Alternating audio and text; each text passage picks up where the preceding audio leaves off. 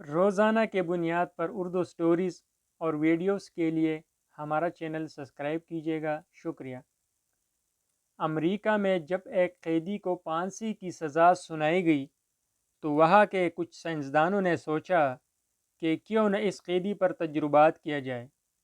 قیدی کو بتایا گیا کہ ہم تمہیں پھانسی دے کر نہیں ماریں گے، بلکہ زہریلا سام کوبرا سام سے ڈسا کر ماریں گے۔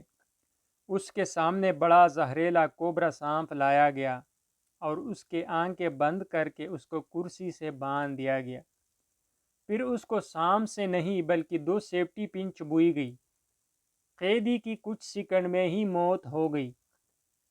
پوسٹ مارٹم کے بعد یہ پایا گیا کہ قیدی کے جسم میں سانپ کے زہر جیسا ہی زہر ہے۔ اب یہ زہر کہاں سے آیا جس نے اس قیدی کی جان لے لی؟ وہ زہر اس کے جسم نے ہی صدمے میں جاری کیا تھا۔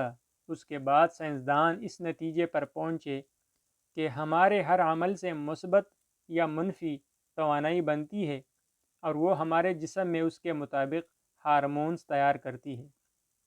75% بیماریوں کی وجہ منفی سوچ ہی ہوا کرتی ہے۔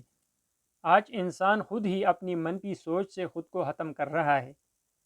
اپنی سوچ ہمیشہ مثبت رکھے اور سدا خوش رہیں۔ 25 سال کی عمر تک ہمیں یہ پرواہ نہیں ہوتی کہ لوگ کیا سوچیں گے۔ 50 سال کی عمر تک اسی ڈر میں جیتے ہیں کہ لوگ کیا سوچیں گے۔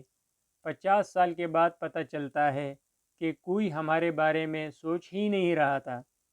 زندگی خوبصورت ہے، اس لیے ہمیشہ خوش رہے۔